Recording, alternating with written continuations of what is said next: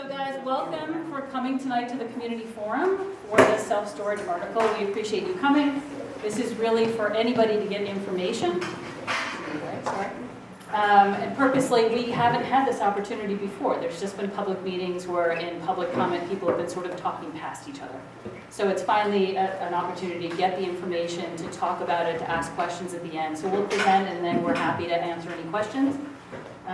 And so starting this is the rendering, which is not a design building, and I will be very clear from the beginning. So this is simply, it's quite easy to do these types of renderings. It is one sample of how you could do it.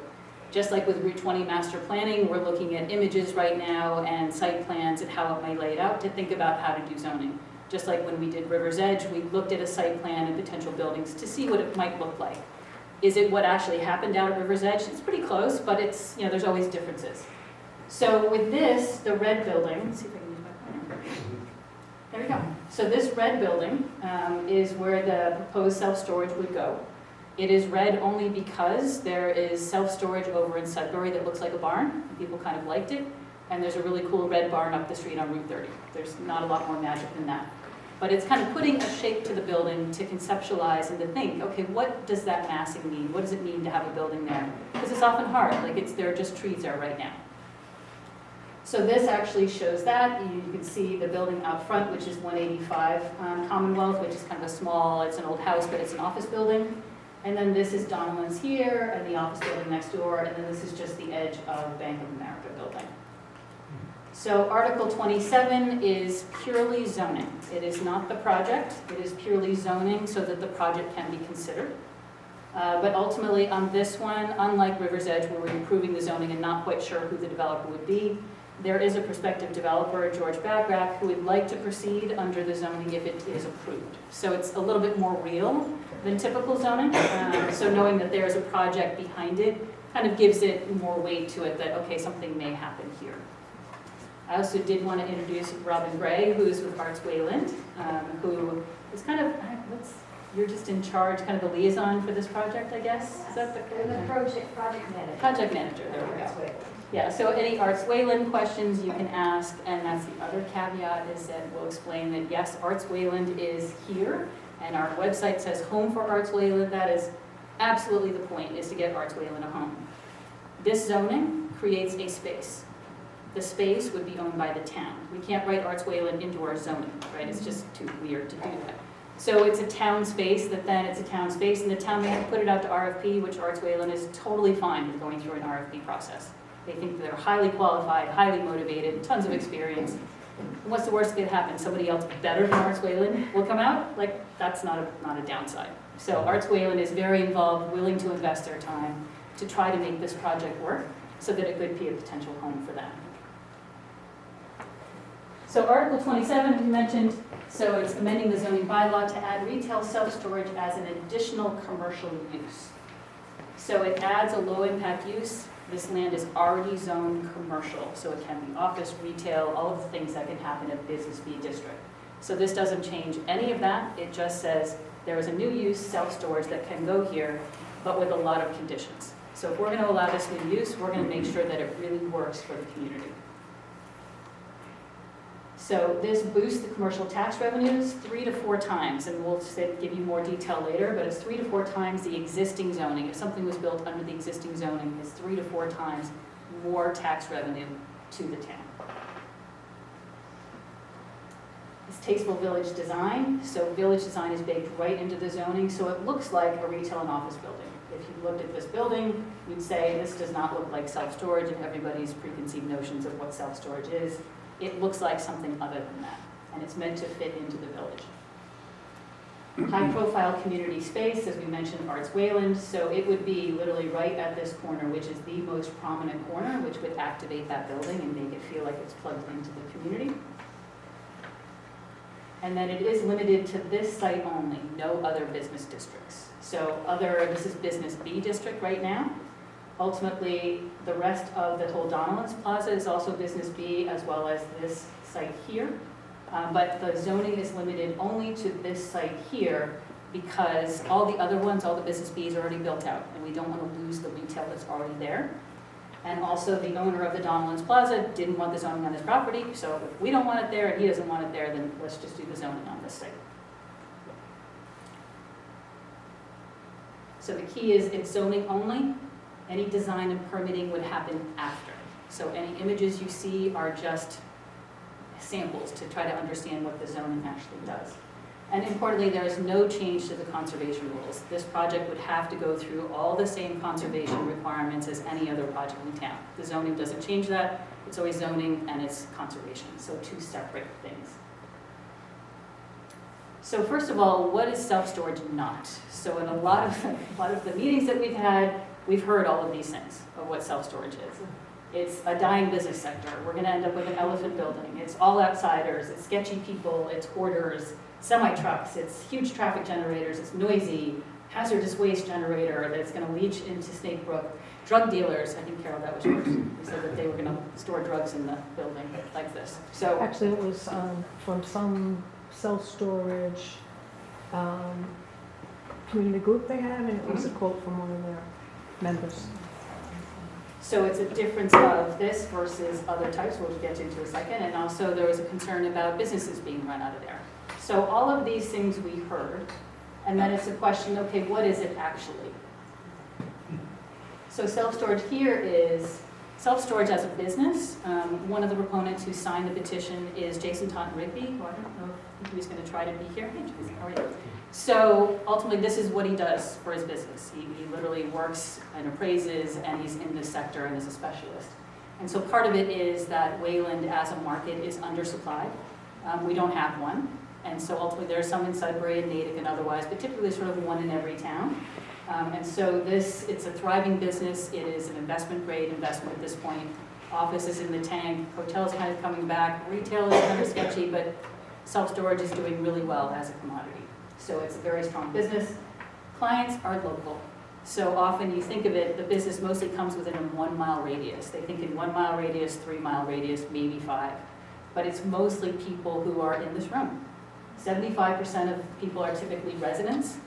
And it's all I was talking to Mary Antes who just moved, right? If you moved and you were between houses, you needed to store things. If you were renovating your kitchen, if whatever you were doing, these are life changes. And then ultimately, we've been through a big life change with COVID, where we had to find room for a home office, or you might have a new baby, you might have extended family moves in with you for a while. If that furniture has got to move, where can it go? Can't fit in the garage, like what do we do with it? You just need that extra closet, and that's what it is. It's basically just life changes.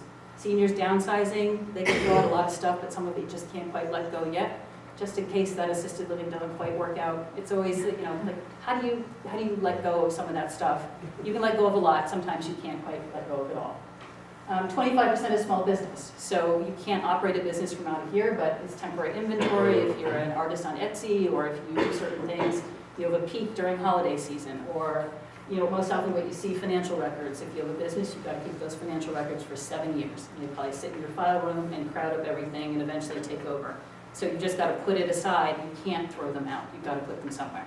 So it's cheaper to put it in self-storage than it is to rent more office space or to buy a bigger house. So there's no semi-trucks, no loading docks in this one. Semi-trucks actually are used in Sudbury, but theirs is a larger facility. This is smaller. No semi-trucks and not even any loading docks. So it would be very unlikely to have a lot of truck traffic there. It's a low traffic generator. It has very little parking. Literally this, you need about 6 parking spaces. You typically see about 5 or 6 spaces out front of any storage facility. 1, maybe 2, 3 on the weekends. It's just people come, they drop stuff off, and then they don't come back for weeks and months, right? So it's a very low traffic use and doesn't create a lot of parking, which does good things environmentally, and then also all of us not having to look at a lot of asphalt. And then also it's a quiet, clean use. This is not typical self-storage. We'll show you some lovely images in a minute. But this is kind of folded in on itself. It's Class A self-storage, and you'll see what that is. So this storage here is not like this one in Waltham and the lower one in Marlborough. These are Class B and C, stuff that was built 20, 30 years ago. Or this one, sadly, in Waltham took a beautiful brick building and just sealed it all off, which is unfortunate. That's Class B and C. People don't really care where they are. They're usually in sort of marginal locations. They don't really care about how much they look. It's more about their price point. But what you see now is there's more of a Class A retail self-storage, kind of like the one in Sudbury. So I don't know if Quentin is here, but the question is, why did Quentin do a barn self-storage in Sudbury? One, there's a dragging farm right next door, but two, you're meeting your market. So if your market is 75% residential, you've got to have some good curb appeal. So self-storage is realizing this, and George is a developer who does this and comes into communities and says, how would you like to see this designed? And he's willing to be flexible to that. So for us, it makes sense of village design, since it's right on the edge of Cochituate Village. We can have the quality design, a barn look, otherwise, windows, doors, siding, colors, details, character. You would never in a million years guess this is a self-storage building, and this is Class A self-storage. So the question is, what will it look like? And that's what the zoning does. That's what the zoning is there to set the rules. So this gives just a sample site plan. This green area is 193 Commonwealth, and this is the district, sub-district B1. Snakebrook is down here, which is why you don't see development back here, because it's got to be 50 and 100 feet away. But ultimately, Route 30 is here. Donlands is marked here. This is the edge of Bank of America, 110 Grill, the nursing home across the street. So with this, the building is sited so that it is in this location. So there's a short facade facing Route 30. But ultimately, what you definitely see is this corner here. So the first thing is a large setback from the road. You'll see that in the zoning. And it's just a factor of the site is 150 feet back, half a football field away, right? So that helps kind of put the massing further away from the street. You can have sort of larger buildings, kind of like Donlands is a larger building. The key being this space right here being the most prominent corner. You're going to see this for a blip. There'll probably be trees planted here between us, them and the neighbors. Ultimately, you'll see it in a split second, this front. But what you really will see is coming east, and when you pull into Donlands, you'll see this corner of the building. And so that's when George came to EDC, we said, ultimately, you need to activate that corner. And that was really the push. And I will say that I'm not here as chair of EDC. When we started at EDC, doing this individually, but that was the feedback from that. Let's activate that corner. So the building facades, another rule is it's no longer than the Donlands office building is wide. That's your nearest context right there. So let's make sure that this is no wider than that. Any facade is no wider than that, just so it follows that scale of what you see in the Cochituate Village. Minimal parking. What this parking plan shows is a host of some parking spaces here. Ideally, we get rid of some of that asphalt there, but having the parking spaces here. The neighbor did not want the headlights pointing toward them, being very respectful and pointing them toward the commercial district. So there are, for the self-storage, about 6 spaces. You'll see that there are more. And then there are also here along the fire access road some parallel spaces. So during any kind of daytime event for Arts Wayland, a class, a painting class, weaving class, whatever, you'll have maybe 6 or 7 cars, not a lot. But when they have events, when they have open mic night or music, and they have string quartets or jazz trios, then they might have 40 or 50 people in the Arts Wayland space. And so ultimately for that, we want to be sure that we can actually provide that parking on site. So there was some discussion before, like, can we just share some of the parking over here in front of Donlands? And we actually talked with the store manager of Donlands before we even stopped asking the question. He's like, oh yeah, we'd love for them to park there, because if they come there, then they'll be more likely to walk in my store afterward. But ultimately, it's not up to him, it's up to the owner of the property. The owner of the property did not want to share the parking. So we're like, that's fine. Ultimately, we can do parking on site. And we can also talk about, if there are larger events, to share some parking with TD Bank and Middlesex Bank. Because after 6:30, their lots are completely empty asphalt. Like, why build more asphalt if we don't need to? But this shows for the capacities, and again, we don't know exactly how many spaces. Once it's designed, this space will have a certain capacity, it'll have bathrooms, it'll have egress, like all this will have a capacity, which then the parking would tie to. So this, the zoning basically says it has to be adequate for that, and the ZBA would determine that. And to give a guideline, right now for assembly spaces in our zoning, it's 1 space for 3 people. Town facilities is 1 space for 200 square feet. So either one is about 17 spaces. So this is 6 spaces plus 17, there's 23 spaces here. And you could actually potentially get a couple more there. But ultimately, you can easily do it on site without having to do any parking back here, back closer to the more sensitive Snakebrook. And then along the perimeter, even in Sudbury, there is a perimeter fence. Sometimes you see like chain link fence and it's sort of this rolling, rattling gate that opens and closes. None of that. Everything happens inside the building and there's no perimeter security fencing. Ultimately, if the ZBA wants to perhaps see some fencing, then they could require that, but it's not, the goal is to avoid it. So with this, again, what will look like zoning rules. The village design is required. That's what's important. So when George was hearing about the barns, this is how you think when your architect asks you, Bill, you can attest to this. They start looking at like, what are some other, what are we looking for in design cues? Like, what do the roofs look like? What do the windows look like? What are some of the colors like? This is actually a storage facility. It looks kind of barn-like. This is a barn with no windows, so it doesn't look really exciting. But all of them are just sort of, what are those details that make it look interesting? And that made the architect start thinking about what are those facades. So village roof lines, windows, sills, materials, detailing. We do not want a building without windows like the one in Waltham. We want to make it look like it fits in the village. Traditional colors, often self-storage, they like the fluorescent green and the fluorescent orange, and we have very traditional colors. That has to meet the village requirement, no fluorescent colors. And the maximum height is 35 feet, which is just the maximum height of the whole rest of the district. So it's no different from that.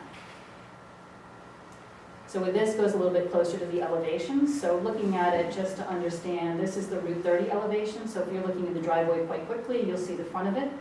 This part of the building will be kind of behind some of the trees that are behind the 185 building, the white building in front.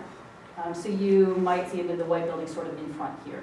So that's why it's kind of, the building is beyond, it's a little bit whiter. So as the facade you most likely see is this what you'll see from the Donalds parking lot.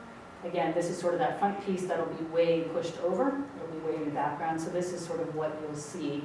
And then this is the intent that Arts Wayland would be in these spaces here.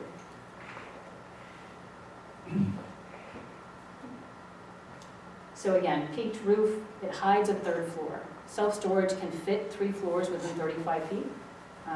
Donald's property owner, he said that he can't fit a third floor because retail is often high and then office. The 35 feet is not quite enough, but with self-storage you can. But ultimately what this requires is it has to be buried behind a roof. So it looks like a peaked roof just like everyone else, and it'll be a flat roof beyond it, but from the ground it looks like a 2-story building with a peaked roof.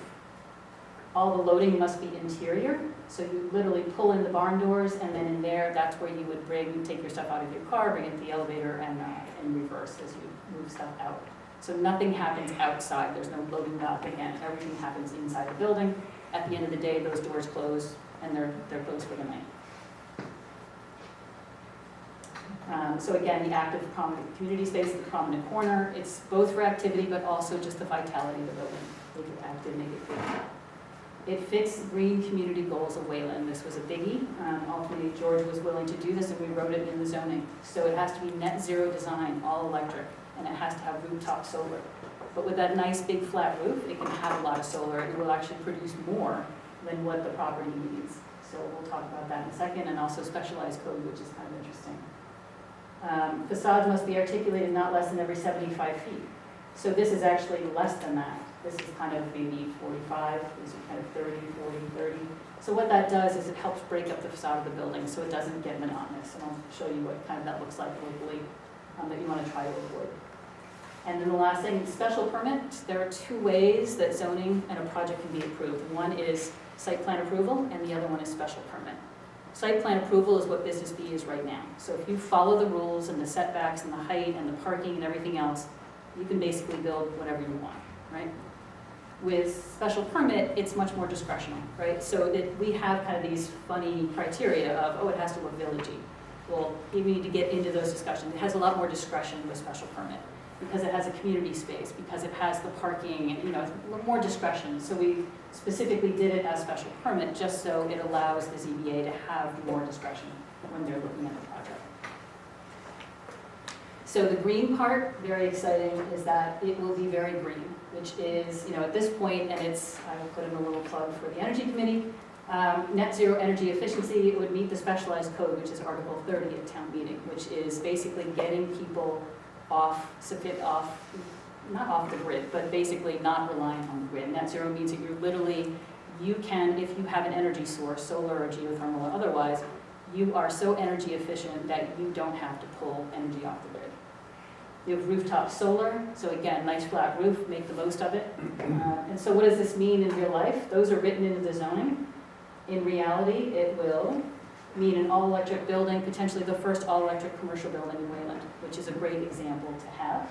It's super insulated, it's entirely energy sufficient, and the potential for 25,000 square feet, depending with the peaked roof. You have about 25,000 square feet rooftop solar, more than enough energy, and it can actually backfeed for community solar, which has a community benefit to it.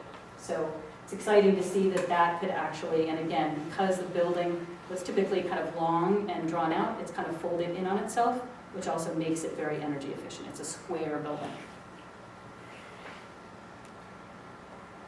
So some of the other last things about zoning, low light site lighting. Lighting must point away from adjacent property so it stays on the property. It's quite consistent in our zoning code to have that, just to make sure that it's sort of night sky lighting or otherwise, just so it's not disruptive to butters or otherwise. The signage must be very kind of low plinth signage, and it must be front lit, not backlit. There's no backlit signage on the building at all. No overnight operations, written right in the zoning. No warehouse distribution, written right in the zoning. Just belt and suspenders. No storage of hazardous materials, written right in the zoning. And no operation of business from a storage unit, written right in the zoning. So some of those things we know won't happen, but you're right in the zoning, just so you be sure that it does. So for all of that, it was very long-winded, but it's literally about a page and a half of zoning, and it's all of those things just written out into zoning code. So if you want to read it, you can go to our website, you can see it, or the warrant is now posted online. And so you can just go to the town website, town warrant, and then it's page 82, or it's article 27. So this is the rendering that always gets you in trouble, because ultimately right here, there will most likely be trees, but if you put in trees, then you can't see the building. So we took the trees out, or George took the trees out, just so we can see the building. But ultimately, there's kind of trees here. You're going to see this in the blip, but you'll kind of see that is what you'll see as you look to the left down the driveway as you pass by. But ultimately, that gives a sense of the scale of the front of this building, and then ultimately this building next door. It's basically, this is about 60 feet wide, which is kind of about the width of a house. Not unusual.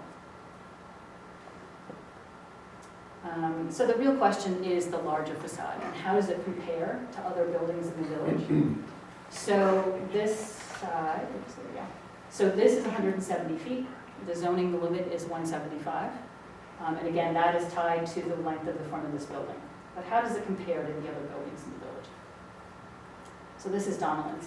And it's actually helpful. So if you go to Donnellan's and you kind of picture in your mind, you can look at this and say, okay, well, this is 35 feet. So if there's kind of a roof that's there, you can kind of squint and think, okay, that's a roof.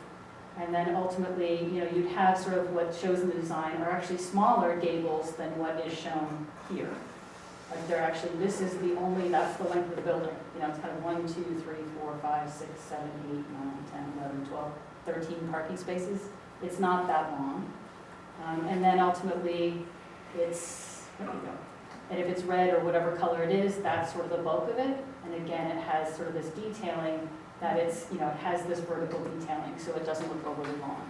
So those sections will be less wide than what's showing at the end of this office building tied onto Donnellan's. Much shorter than the width of what Donnellan's is.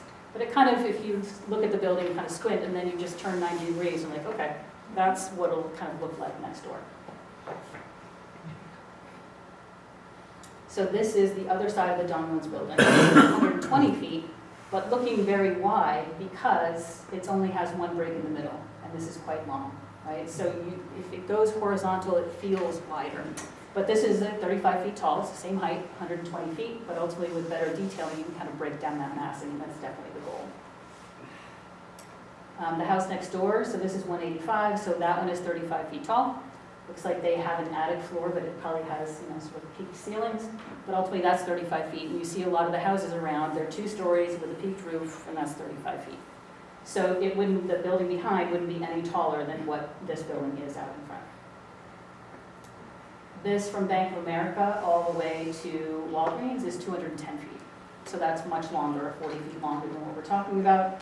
Bank of America is sort of like a tack-on, so if you just look at, sort of where the ATM is to Walgreens, that's about 161 feet. So that kind of gives you a sense of what that 170 is.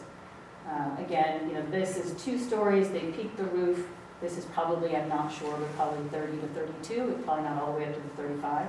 But that's kind of similar, so you kind of think about that massing, but again, how can you break up that design when you think through the design later, if successful. Starbucks Plaza, 152 feet. This is a very consistent looking building. Ultimately there are 2 trains of thought. You can have just one building, this is all yellow, or you can think about it and you could have what looks like 2 different buildings. Like you could have one that looks like a building here and one that looks like a different building here, together, the same building, but looking like 2 buildings put together. So this one decided to go all out and it went up to its 35 feet, it looks like, with a lovely cupola up top. But this building has the higher retail floors, like the 15, 16 feet, which often retailers like, because it's relatively new. So all of this, unfortunately some of the shadows don't show it as well, but a lot of the dimensions. So this is 170, 177, 120, 161, 210, 151, 126 is the Middlesex Bank building. Up front is 63, more like the houses nearby. The nursing home is 151 feet long. The church is 116. If we want a precedent, actually the high school or the school is 224 feet long and 3 stories high. But it's sort of off the side street, but that's 106 Main, which is Wayland Housing Authority. But ultimately, kind of close by, it's making sure that the facades, because again, nobody sees this building from the air. Everybody sees it from the ground. And how does it feel, this facade versus that one? Does it fit into what you see on the ground? So with a 35-foot height, you're going to be the same height as the building next door, the same as this over here. This looks in the foreground, it's a little bit looks taller, but ultimately this kind of fits into that whole thing. Their primary visible facade facing Donalds fits with Donalds in the village scale. It helps frame this parking lot. So one of the things I'll talk about the master plan in a little bit, but you want to keep buildings closer together so it feels villagey, so it feels more cozy. So this actually helps frame that parking lot instead of adding a whole parking lot. And ultimately, the addition of a community space at this primary corner, this would be just sort of a win-win for the community. They'd be able to get that arts and music and everything there for free, essentially. So one of the big questions has always been, and a lot of people said, well, I'd much rather, why do we have to have self-storage? Why can't it be something else? And the question is, what else would you want to see there? And the aspirations you hear first is, well, I don't want to see anything go there, because it's woods. But ultimately, it is zoned commercial. Something will go there someday. So unfortunately, that's not an option. But you hear, I want a diner. I want to have a bakery, an ice cream shop. I'd love to see residential and people living there. I'd love to see small retail, places I can go with my kids, places where my kids can work. You hear these sorts of things. And so the question is, well, can they go here? And the issue is there are limitations to the site. So one is it is zoned as commercial. It's not conservation. It's conservation land behind. But I don't think the town's going to have much of an appetite to buy it as conservation land. So as commercial, it's really a question of what else can go there, of these other uses. This site is limited by sewer capacity. The site doesn't perk well. So even the Donalds site, he literally has 5 different septic systems. So he's sort of lucky to get one for 110 Grill, which is a restaurant that takes a lot of water. Ultimately, a grocery store also takes it, but Donalds is relatively small. This has limited ability to perk, and if you can't flush, you can't build. That's just the rule. So ultimately, we need to have stuff that doesn't take a lot of sewer. So you're not going to get, unfortunately, the diner, the bakery, the ice cream shop, all these food services, they take a lot of water and sewer, unfortunately.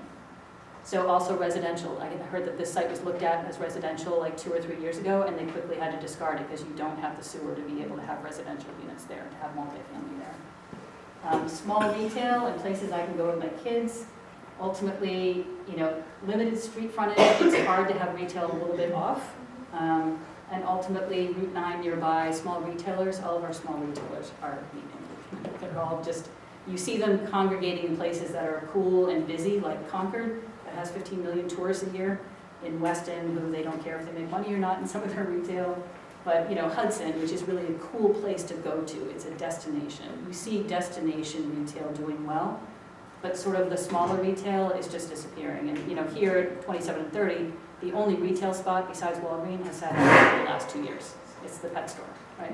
So you just don't get the small retail as much as you may want it. And the other reality is that, ultimately financial requirements for new construction, you have a lender and they're relentless. So your first leases better be with credit tenants and who can pay their rent because they will be all over you, right? So the smaller retailers, they're often sort of mom and pops, they don't have the balance sheet to back it up. They can't necessarily pay the higher rents. They naturally go in sort of the Class B retail, but it's very hard to get sort of those mom and pops that everybody loves into new retail. It's just incredibly hard for them. They can't afford to do it, can't quite get there. So with all of those, what does it mean? What would we get here? So in reality, only dry retail is possible. Ultimately, if you think about it, non-food retail, typically found next to grocery stores. What do you typically see? Pharmacy. A pharmacy, which we already have. Yeah. What else do you see? Bank. A bank. What else do you see? Nail salon. Nail salon. You guys are good. Okay, what's the other one you haven't gotten yet? Liquor store every time. Liquor store every time. So that's what you see.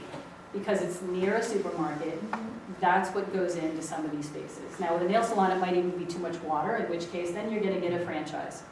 You're going to get a Massage Envy, you're going to get a realtor, an H&R Block. If you're lucky, you might get a dentist, right? So it's just not going to be sort of that community driver that everybody wants. It's not community centric. It's just going to be another strip mall. It's just very suburban generic, right? That's sort of, without food, it's very hard to get something that will survive there and thrive there and be sort of that community spot. So even if you were able to find something, let's look at what the existing zoning, what you can do. So with the existing zoning, you have retail that requires a ton of parking, a ton of parking. So this is literally the size of the CVS. So it's 132 by 92 or something like that. That's literally the size. And then we know at Main and Plain it's surrounded by a sea of parking, right? So it would pretty much eat up everything that is not the building. And this is if, CVS is already there, maybe Walgreens would move over. The only reason they would move over is, you can guess it, if you could get a drive-through. So this would have a drive-through. So this would be a Walgreens and you would see a sea of parking and a drive-through. And, it's just like, it would take up again almost all of the site.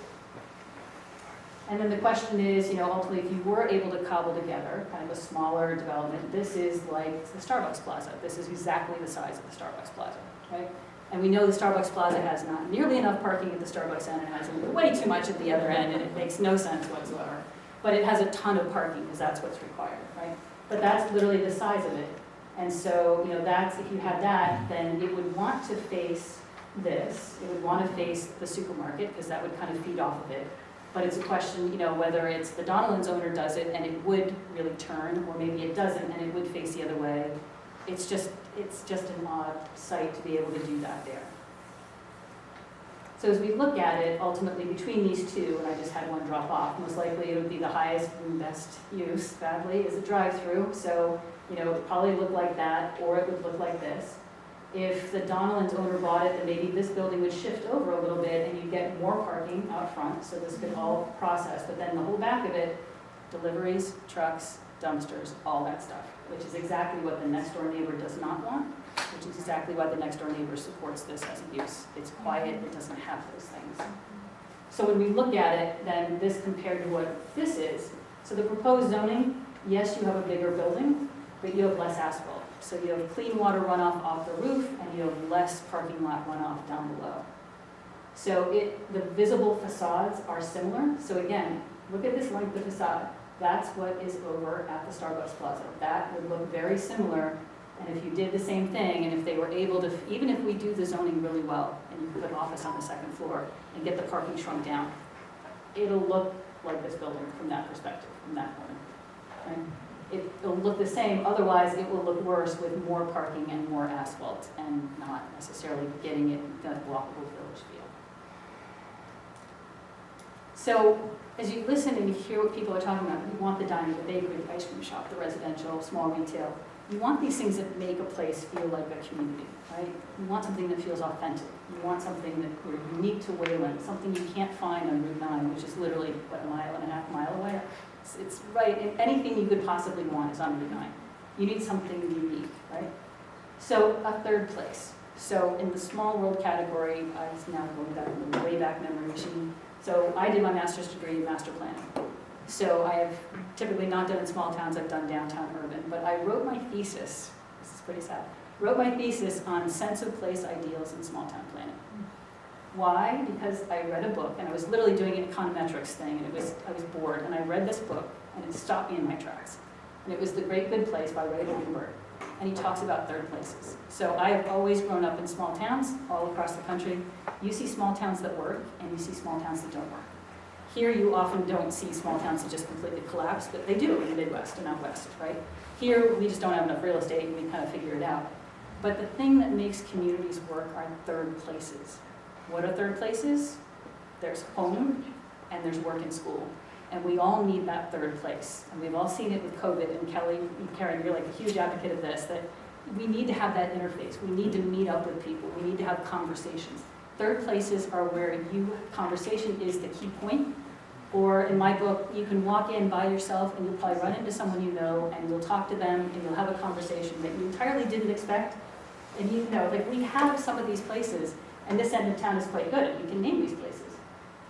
Mel's, the Shack, the Village has traded hands. I know that's a little controversial, but ultimately, like Mel's, you know the owners. They've been there for forever. You know the waitresses. I can go in there and sit at the counter, right? And I'll probably end up talking to the person next to me, right? The waitresses are chatting, like it's a third place. You feel comfortable being there. Third place is, around the world. You think of the British pub, right? People go from, work and then they go to school if they're college kids and they stop and have a pint and then go home. It's their place to kind of check in on the neighborhood and see what's going on. Also, like in the States, you would have diners, you would have barbershops sometimes. A lot of these places have disappeared, right? So the question is, even Russell's Farmers Market, I put it on here because people will travel for an authentic place. They want real, right? So Russell's Farmers Market, people come from all over the place. And they'll come week after week after week, seeing the same vendors, seeing a lot of the same people. We may not sit there and talk with certain people, but it's just that unique place that people will travel to, right? And what is our other unique place in Wayland? Arts Wayland. When you guys were at Town Center, you finally had a place, and people could go there and you could have music there. Right now, you guys are scattershot again because you had your space for town 2 years, right? And then they had to pull it back. You had it for free, you took care of utilities, insurance, otherwise, but they let you have the space, but they had to pull it back. But ultimately, you guys are a third place. If there's a concert and my husband doesn't feel like going, I can go to that concert and I'll probably run into somebody I know. And I'll end up talking with them, and I feel comfortable, and it's totally fine, and it's like, I'll learn something new, I'll hear something new, I'll hear something I had never heard before. And it's in our backyard. This is such an amazing thing. So when I look at Arts Wayland, it is a third place. So it's so important for community, but it is also so important for the businesses. Because if Arts Wayland, I'm sure some of your members in Sudbury and in Natick and in Needham or wherever they're coming from, they didn't wake up in the morning and say, I'm going to live in Sudbury, but I'm going to go shopping in Contituate at Donlands today. Never in a million years crossed their mind. But if they're here, they might stop by and do it. They might stop by for dinner at 110 Grill after the fact, or go and have lunch at Mel's, or whatever. It brings an energy to the other businesses around. Any other retail that you have, that band branch, that liquor store, that Massage Envy, it's not bringing that energy, right? So if you want to keep Donlands in business, we lost Whole Foods. It's a gaping hole on Route 20, right? You don't want to lose Donlands. How do you keep Donlands active? You bring some new users there. And the great thing for you guys, you are not at rush hour, you are light traffic during the day, and then your events, typically when people are already at home.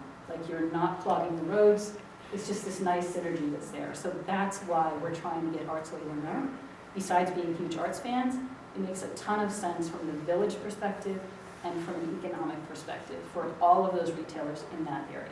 And you will get people coming there for this reason that would never in a million years come there. And they'll support those businesses. So Arts Wayland, you managed and maintained a 4,500 square foot space at Town Center. You are already able to take responsibility for the space, so the town has no operating costs. We just had it so it's owned by the town, because if you guys are wildly successful and you become like TCAN and you go to a 15,000 square foot space, then this space reverts to the town, and the town can find the next great user, right?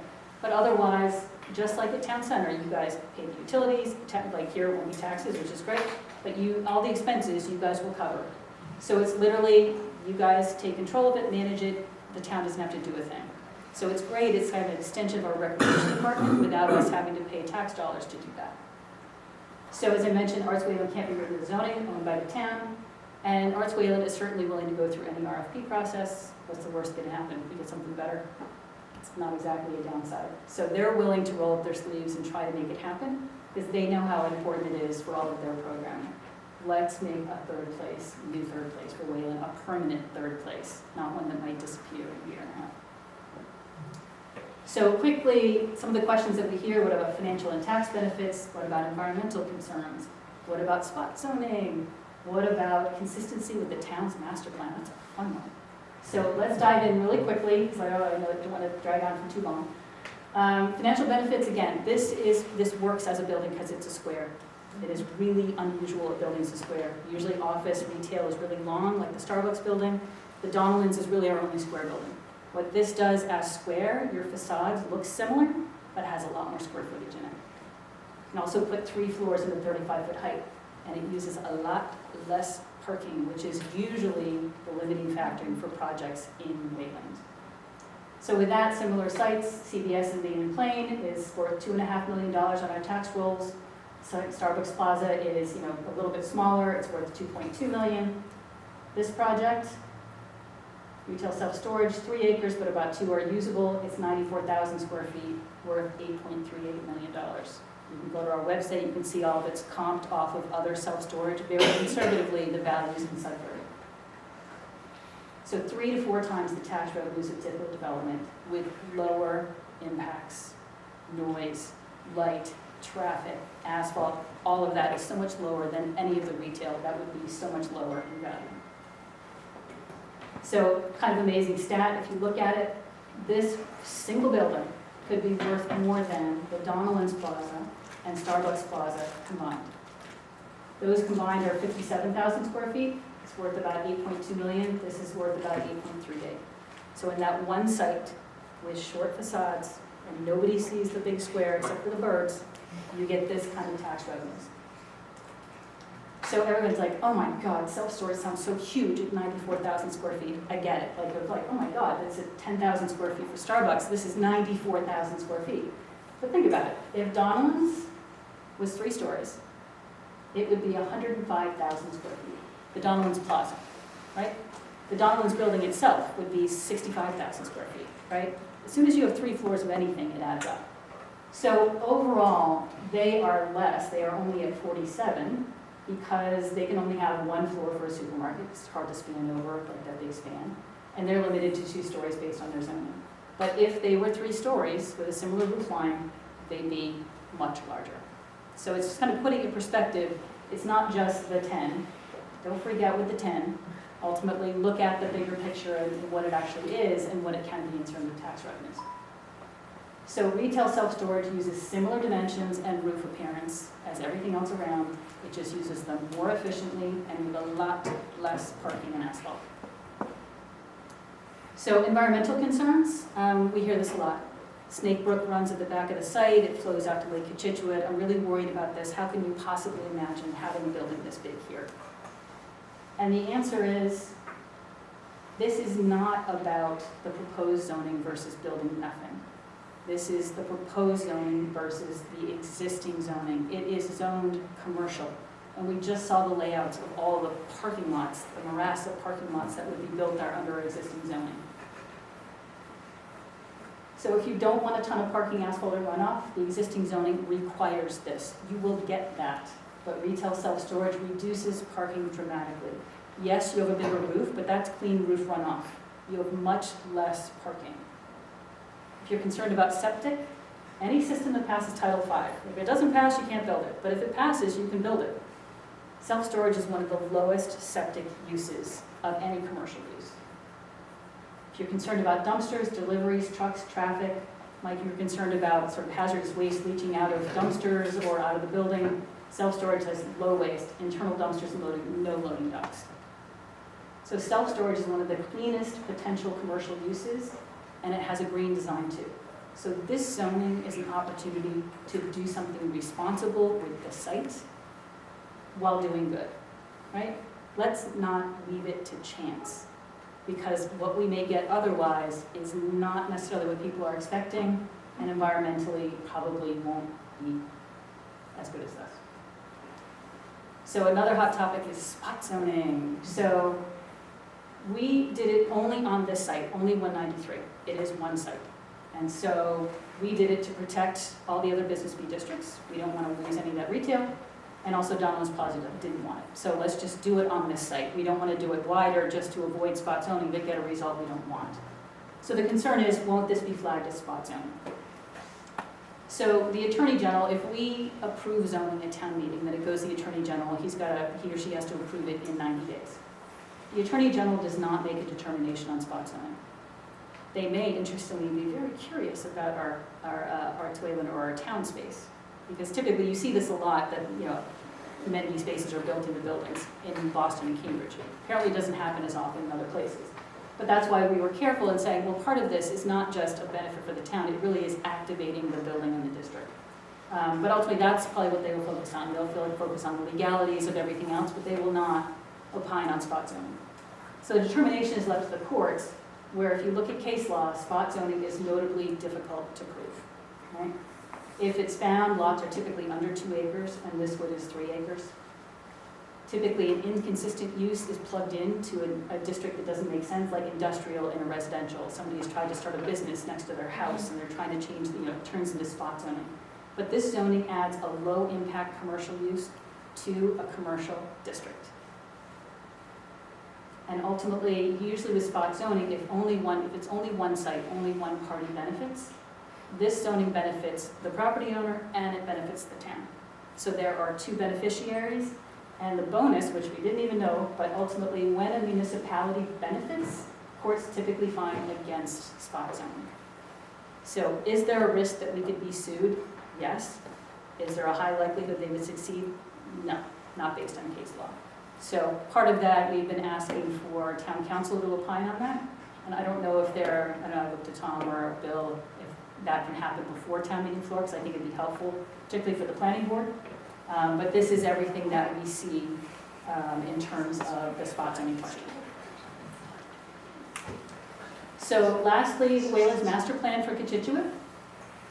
Wayland's master plan, there's been a lot of comments that it doesn't comply with the master plan, and in fact, it was reported by the planning board chair to the FinCom that it does not meet the master plan. So I actually pulled it out, and it's quite interesting how much it actually complies. So you can see the master plan. Ultimately, it was done 20 years ago. It was before Amazon and online shopping revolution, self-storage, retail self-storage was a thing, right? It wasn't even talked about.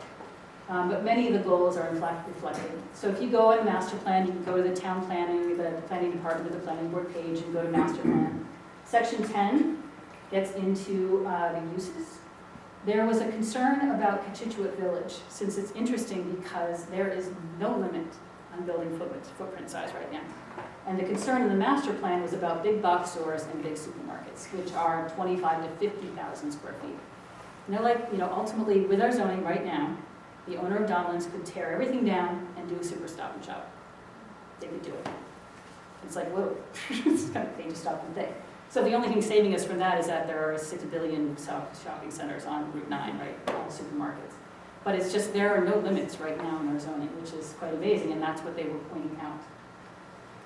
So they were saying if there is a larger supermarket, and they're thinking like 50,000 square feet, but they were saying then the building mass can be disguised by smaller storefronts. Even art displays. Art is mentioned like 3 or 4 times. It's pretty amazing in the master plan. And they say work it into the frontage. Self-storage is not mentioned, but mixed use is a goal. So with this, the recommended land use guide in section 10.1, Cochituate Village, moderately scaled retail service office, which kind of self-storage is kind of in the middle of there. Public facilities, social and cultural facilities. It's written right in the master plan. And then ultimately, the guiding principles for Cochituate Village. And they were kind of clumped together, Wayland, Senator, and Cochituate. But you go down the list, every single one.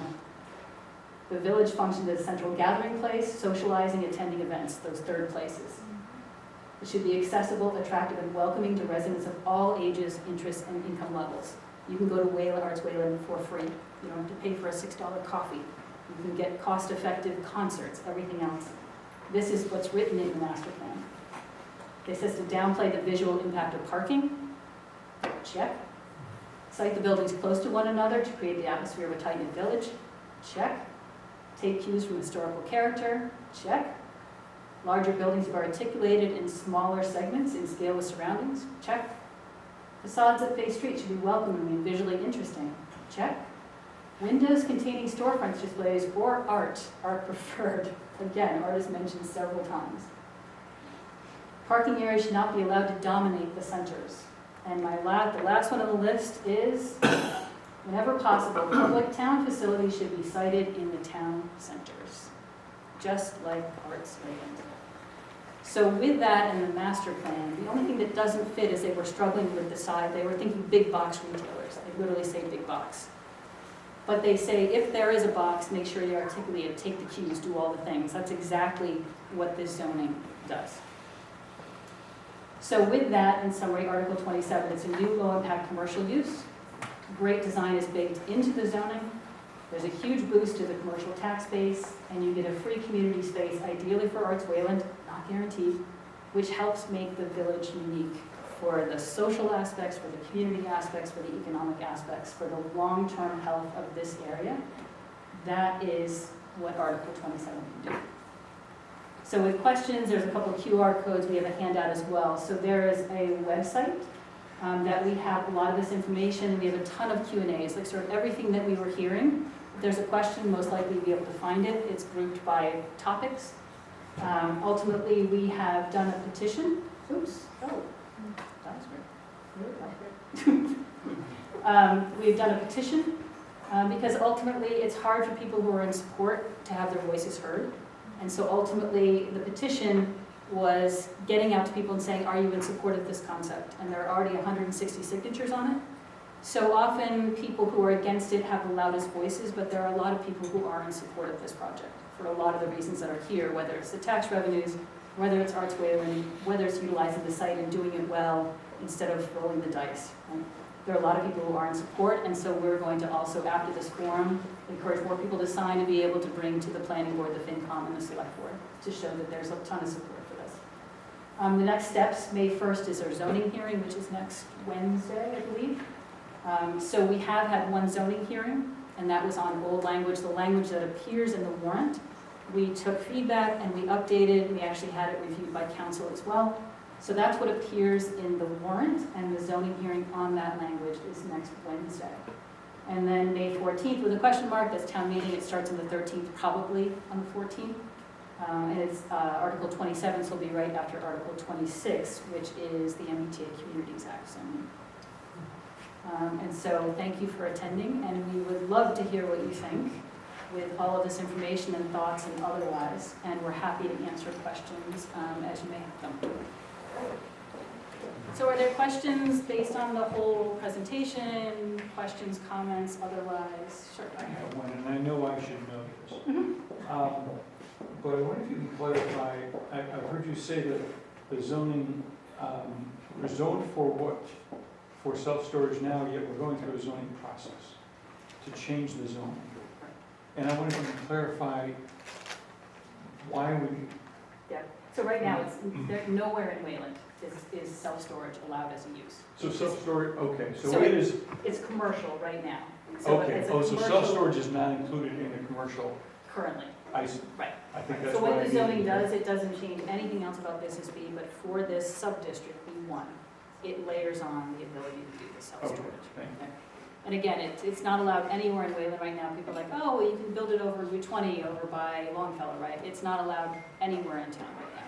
So it was just never considered as a use. A lot of towns just, they didn't. But ultimately, allowing it as a use here, by allowing something new, there's sort of like zoning gives you power, right? So if we allow a use, then we can be very demanding as to what it looks like.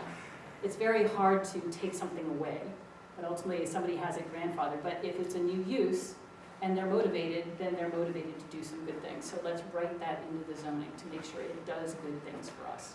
So as we create the new use, let's make sure, and to his credit, a lot of this stuff is George was willing to do, but as we affectionately say, George could get hit by a bus tomorrow and zoning lives forever. So if George somehow, something happened, right? Give anyone ideas. Anybody, yeah, shut up. But if anybody came in to build that self-storage, if they followed that zoning, you would come up with a good building. Right? That is the whole point of the zoning, just like we did at River's Edge, right? And so for anybody who doesn't know my background, I've been on the EDC for the last, since it started in 2011. Worked on River's Edge, worked on a lot of these things. So River's Edge, we built the zoning, we wrote the zoning, and that was for town property, and we benefited from that. So our property that was worth nothing, we wrote the zoning, and then we were able to sell the property and then built and from there. So zoning can create value. It can create good things if you harness it and do it right. So that's what this does. So in terms of the zoning, so allowing self-storage, what are the pieces that have to change? Was it the parking? There's less parking spaces where if there was regular zone, you would need more spaces for the square footage? Yes, so if you did office there, if you did retail there, you still have to comply with those. It's only if you do self-storage, then you're allowed to have less parking. But you also have to do the community space, and you need to do the nice design, and you need to have the lighting and, all that stuff, interior loading. So how many total spaces are planned? Let's assume that the zoning happens and you have Arch Wayland or something else goes in there. How many total spaces are planned for this? So you don't know until ultimately we design out the Arts Wayland space. So it's kind of an estimate, probably around 15, 17, 20 spaces for Arts Wayland, because that would cover a crowd size of 45 to 60, roughly, right? But it all depends on, when you design a space, it's all about egress, it's bathrooms, it's code, it's all those things. So presumably you guys will want to have as large events as you can, but you're never going to, anything over 80 or 100, you're going to be larger venues. So it's really kind of that 50, 60. So then the parking would match that, because assembly is like one space per 3 people, right? Gotcha. So it will fluctuate based on what the final design is, but those 23 spaces are kind of the best guess of where it might end up. And in terms of septic, I understand when I Yeah. first heard about the project, Yeah. the benefit was that there would be one bathroom. Yes. If Arts Wayland or another project goes in there, how many additional bathrooms or how much additional septic size or what is needed in addition, and is that available Yeah. there? Is that, So it would be another couple of bathrooms, but the beauty is that they can kind of share a bathroom, right? So it's like, why have a bathroom and, George uses during the day and they can't use it at night? Like, you can actually share some of these bathrooms, right? So it's equivalent of like a 3-bedroom house that has 3 bathrooms, right? and there would be adequate septic there to accommodate that? Yes, yes. But you just don't have the septic to do like a restaurant. A Gotcha. restaurant with grease traps and all that kind of stuff. It is just, you have, restaurants and people going in and out all day long and high traffic, and, you can't do some of that stuff. And sadly, like the ice cream stores and the bakeries, things like that, as soon as you get into food service, it gets into those really heavy criteria. It's just tough. And it Thank brings you. cats. And it brings your house. The electricity for Arts Wayland would be for free thanks to the solar panels? Probably not. Yeah, because George would probably, I guess, lease the panels. Usually a big assembly like that, you lease it, and then you're sort of almost renting your roof, and you get Right. subsidized electricity, but unfortunately not for free. You'd have it free if you bought the solar panels, but I don't think it's that would be hundreds of thousands of dollars more. But there will be a lot of electricity that, community solar, it can kind of overflow. And Energy Committee would be much better at explaining that, but my understanding is it kind of flows into the system, and there are certain users who can benefit from kind of subsidized rates. So there would be a separate meter? For Arts Wayland, yes. So just like at Town Center, so your space, it's your, everything within those walls.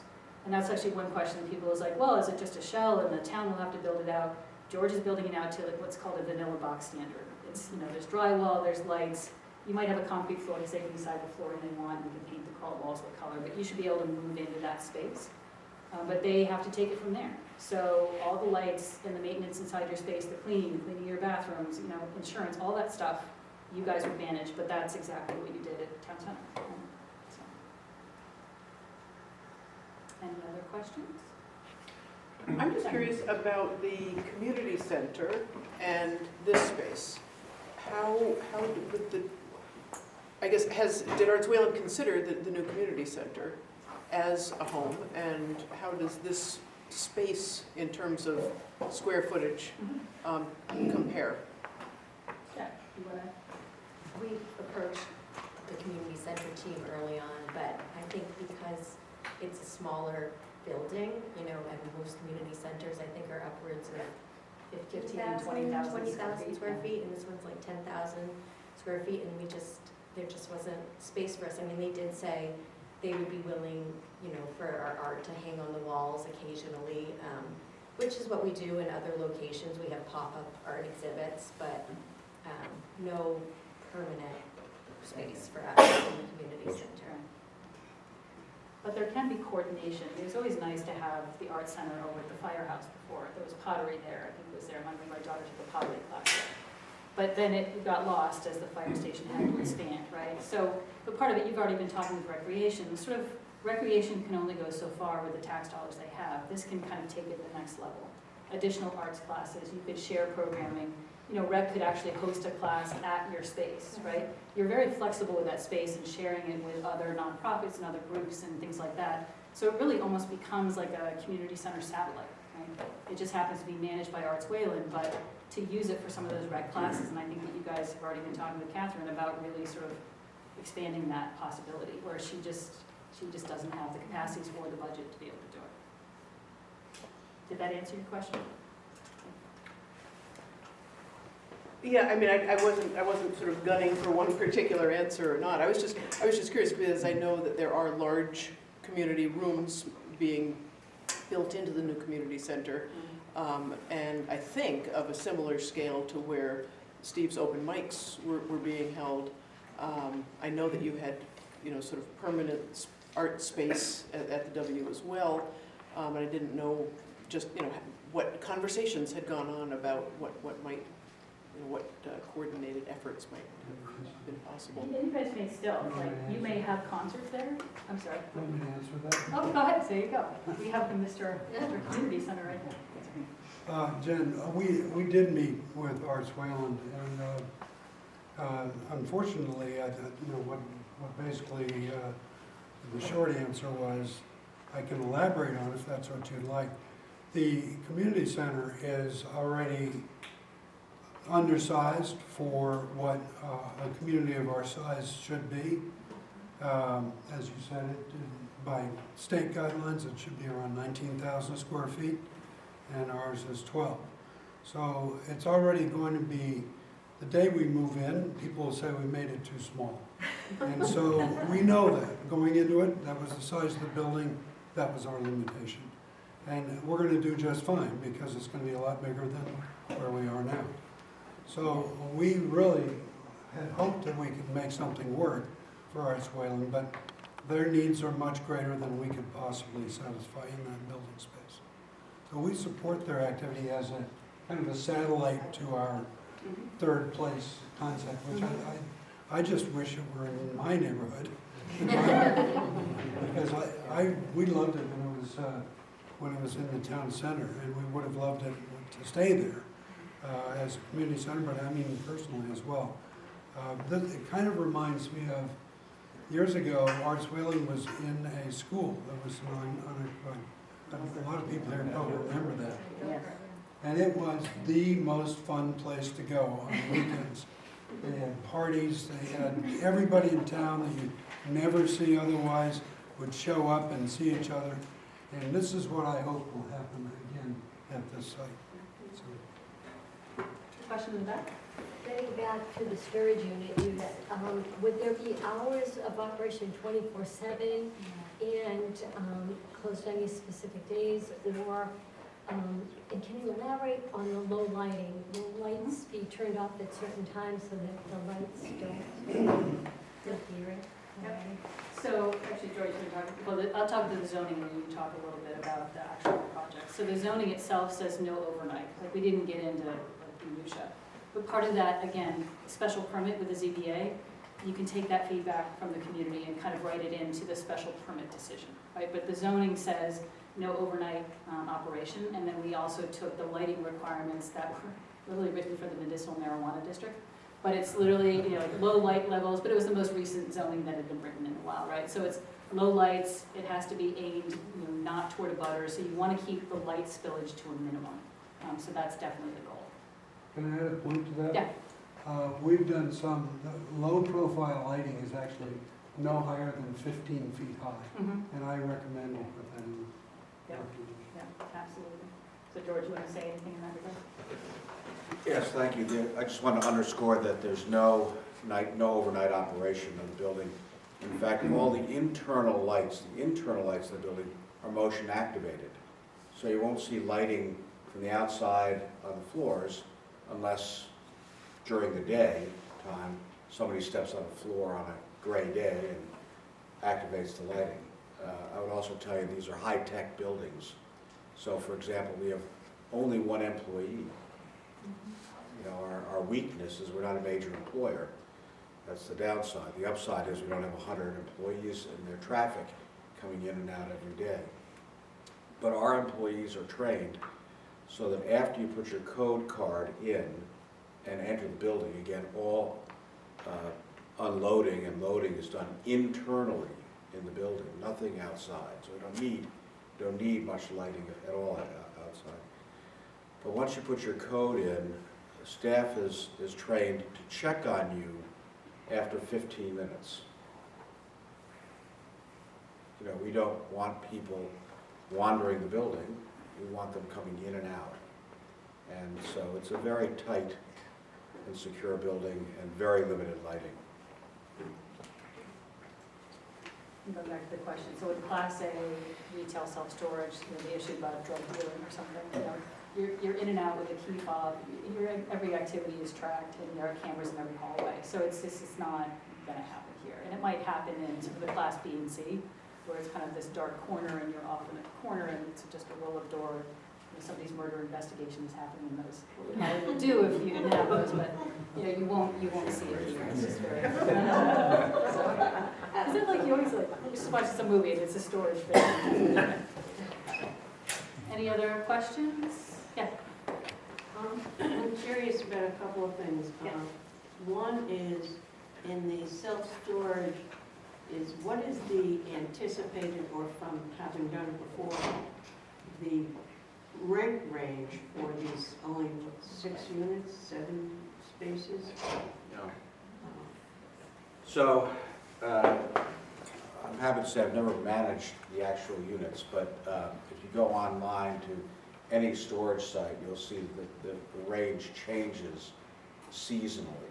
And so I can't give you a set range, but the sizes vary greatly, and there's a seasonal change in rates. And we bring in an operating company who operates the building. We don't operate it ourselves.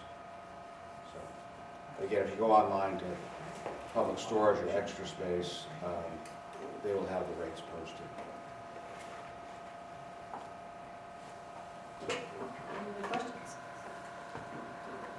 Yeah. Have you done any preliminary discussions with the Conservation Commission or Administrator?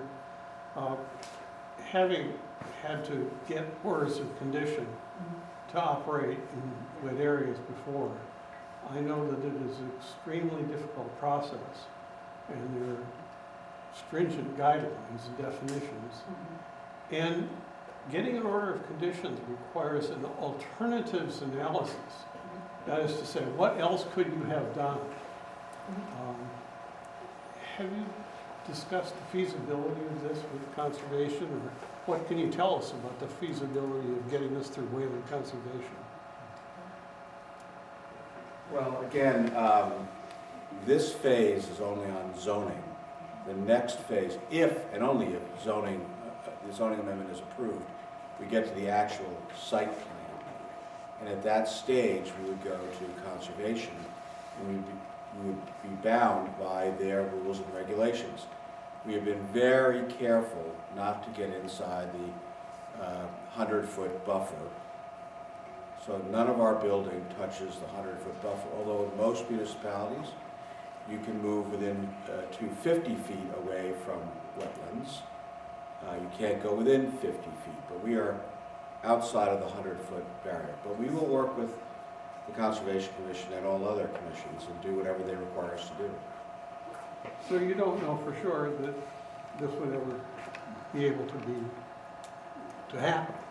We don't know for sure if the town's going to pass a zoning amendment and allow self-storage in the town. Well, you asked Arts Wayland to help encourage this zoning, but I think Arts Wayland needs to have an understanding of what the conservation issues are and the likelihood of you succeeding.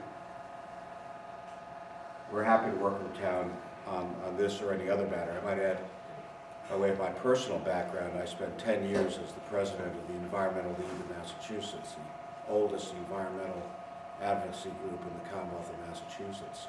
And so I'm quite aware of what the conservation laws are, and I think they're quite important. And we will adhere to any rule or regulation that the Conservation Commission puts forward. But it is also why we are building the greenest building I think this town will see. We will have no fossil fuel hookup. We will be a zero net energy building. We will have a solar array on the roof that can be used for community solar. We care deeply about these issues, both by the Conservation Commission and on the energy side. But your familiarity with conservation law probably means you're also familiar with the appeals process for these projects. And if participants during the hearings wish to appeal, provided they have participated, they can appeal. There's a two-step appeals process. This can take a long time. Thank you.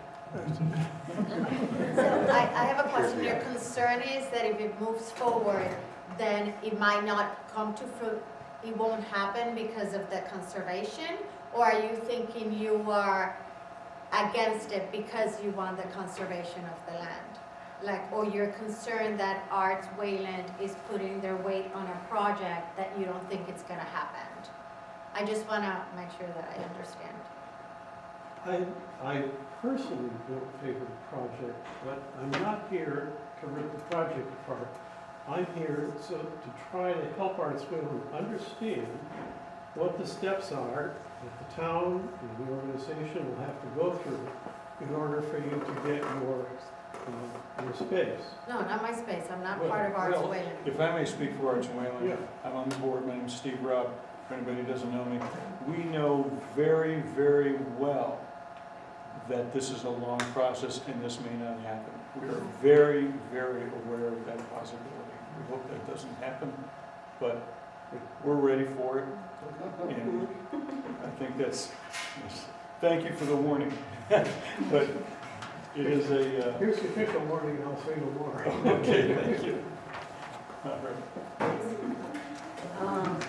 One of the things that, in discussions with people, regular residents of Wayland, that, who didn't know anything about it, who basically could have cared less, there are those too. But there are people that are strongly opposed to it. I'm somewhat ambiguous, but, yeah, I am as a person, but also my attitude. One of the things that is important to me to understand is the idea of, and I've spoken with just lawyers, is that once you take a zone and you rezone it then to have a spot zone is highly unlikely. It then becomes like a B1 everywhere, and it can be done with no big problem. So my concern is, I don't want to see this entire town go from a B zone to a B1 zone, and then it's a free-for-all. So that's one of my concerns, not looking for a dissertation back in response. So I would just say that, before we lose that topic, so if we approve sub-district B1 at town meeting, that's the only place it would be approved. So it's not like it could suddenly spread like wildfire, right? If we can't, then it would go away, right? So it's not as if it's gonna be a plague that will spread. And we don't want it to go to the other B districts. The other B districts are Dunkin' Donuts, they're the old Whole Foods site, and it's the Domino's Plaza, right? All of which who are built out. Ultimately, we want to see something, different and retail-y at Whole Foods site, right? And try to get some of that energy back there. But not that big 40B that was proposed there. but ultimately it wouldn't spread, right? It would just be what was approved at town meeting. And then the question is, it would become a question if the Attorney General said, well, it has to be everywhere, and we didn't approve it everywhere, so it would be void, right? So it wouldn't ooze out. But there is that concern that somehow that, the AG might say something funky like that, but probably. One of the considerations, I worked 40 years in the business of helping people who weren't served and had the right to receive certain services. So it was like creating programs and training people how to help other people. One of the things when I was on the site today and I was looking at one of the painting classes for Arts Wayland, maybe I didn't read it really well, but it was $400 for the class. And I was like, excuse me? And I admit, I don't know from any of that. And I was wondering if Arts Wayland has scholarships built in, financial mechanisms by which other, people, not like the general population of Wayland. We have in the past offered scholarships to students who took a drawing class by Mei-Ling Ellerman for free, and that was wonderful. And in June, we'll be having our strategic planning meeting, and it has already been broached that that's an important topic for us to discuss about building a scholarship system into our And curriculum. I do understand that in the explanation, and I have all the numbers that go to point 10, is that we'd like to see a community or recreation area, and that nowhere is it promised or does it say that if it were to happen, that it would be Arts Wayland that's in that space anyway. Because it's zoning, we can't write Arts Wayland. No, I just want to say it because in other places you have said, and it's likely Arts Wayland will be chosen. I would say that's a fair statement, it's likely Arts Wayland will be so, because they have managed a 4,500 square foot space and they've been around for decades. Who can rival that, right? But yeah, there might be a competition for that, but unequivocally, this is about finding a home for Arts Wayland. So if the downside is somebody else is better and we lose out, then have we lost as a community? No, but it's chicken and egg, so if we want a home for Arts Wayland, this is the first step. And there is a risk to that, right? They would have to do an RFP, but I'd say that you guys are pretty qualified. Is it the select board that makes a determination? I was asking the town manager that the other day. He's like, well, I don't know, it's space to consider. I think it would be, but I don't know. Maybe the select board, do you guys know? Is it? We haven't discussed it. Can I just talk a little bit more about our strategic plan for Arts Wayland, and that we're very consciously, I'm Andrea Blesso, I'm on the board, by the way. I also work at Boston Center for the Arts and have been there for about 16 years, so I have a lot of fluency in growing arts programming in conversation with the community around the space. So we're very strategically thinking about different access points for artists, for community, for arts lovers and fans, and that is timing of day, classes, workshops, performances offered, as well as sliding scales and scholarship. So we're really being very thoughtful around that and how we grow as an organization beyond where we are right now as this nomadic kind of pop-up existence. So anyways, I just wanted to mention that, and thank you for bringing that up. It's good for us to talk about. When you had your space at Town Center, how many classes did you offer a year? I would say we would have 3 per month, generally. That's just very generally speaking, but. Because I always remember the painting was always the most expensive, but if it was like a drawing class or, if it was a really good artist, then yeah, but if it's. And we can pay our teachers, right? So Yeah. that's where the 75% of whatever you're paying for a class goes to the teachers, and then the 25% is sort of overhead, rental of the space. Now we have to rent space, and that $400 class runs for 8 weeks for 1.5 hours every week. So So it's it's, $50 a class. right, so it's not, there's some sticker shock, but, you know, there are cheaper classes that are like, for example, we'll hold like a 3-hour workshop or something, and that might be something like $100 or something like that. No? I was just curious, do we know how many spaces the town offers for free to your 501Cs? I mean, are we doing this to other organizations? I'm sorry, what's the question? What other spaces does the town offer basically for free or for $1 for 501Cs? That are they're not really town organizations, right? They're affiliated, affinity, whatever you want to call it. Yeah. Break the room? What's that? Break the room? I'm not sure how they. No, I mean, isn't that part of the library? Right, but It's it's a a town town- space, town but space. I'm not sure, I haven't answered I that. don't know of any in our town, but I haven't done research. And I guess it doesn't give a bet, but part of the reason my question is, since Loker School is near us, and we had Loker School, you know, Art Whalen was at Loker School for a while, they ripped out all the kitchen stuff, and then it took 4 years when they put the school back in, and another $4 million to put this, you know, all the kitchen stuff back in. I'm just looking at it from the point of view of, you know, we've spent money doing different things before, again, that kind of goes to long-term planning, but just asking about, you know, what are we supporting and what are we not? And what does it actually kind of cost the town in the long run? Because I can also think, we're going to spend CPA funds most likely to fix the pool up too. That's another 501c, which just occurred to me. Thank you. You know, so, you know, what are we supporting? And we clearly thinking about what we're supporting. That's all I'm asking. No, it's a fair question. And ultimately, this one, the beauty is that you get the space for free, which usually you don't, and you have to put serious money into it. And then ultimately, they're willing to manage it so that you don't have to pay for it, which is great. But, you know, the question is, down the road, if they're smart as tenants, they would set aside sort of capital reserve. And if their glass roll-up doors are gonna break after 5 years, then they would have to pay for those, right? So it's, you know, ultimately, they'll be part of a much bigger building that'll be taken care of, but on the inside of the space, they'll have to take care of their own space. And if they were to leave, then somebody else would do the same maintenance type of thing. But the goal is that it would not be a burden for the town. It's, you know, it's a space that the town can control, but it doesn't have to write the check for it, which is kind of nice. Who does write the check for all the things that have to be in any area that you have, whether profit, not-for-profit, doesn't matter that you're a 501(c)(3).